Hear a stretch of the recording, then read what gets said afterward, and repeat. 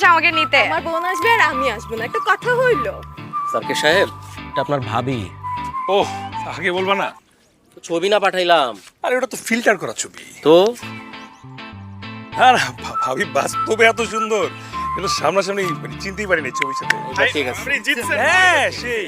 চলো চলো। এক মিনিট, হ্যাঁ। ভাবি যদি এত সুন্দর হয়, তোমার শালি টালি নাই কোনো? শালি? আমার খালি শালি শালি, পেছনে তো দেখো। ওই তোমরা এত লেট কেন? মামা, খেলা তো পুরো জমে গেছে এখানে। শাস্ত্রের মতো জিব্বা, শাস্ত্রের মতো জিব্বা বাইর করিস না, হ্যাঁ নর্মালি। হ্যাঁ প্লেট কুল, প্লেট কুল। খুব মিস করছিলেন মনে হয় দুলাভাই। তোমার বোন আমার লাইফে আসার পর থেকে আমি এখন আর কিচ্ছু মিস করি না, শুধু মিসেস করি। অনেক হয়েছে মিথ্যাবাদী। তাহলে আর সকালের ট্রেনে এসে কি বা লাভ হলো? কিন্তু তোমাদের ছাড়া বিয়ের আসর একদমই জমতেছিল না। দুলাভাই, রিয়া কিন্তু আমাকে বলেছে আপনি নাকি খুব ভালো পাম্পট্টি দিতে পারেন।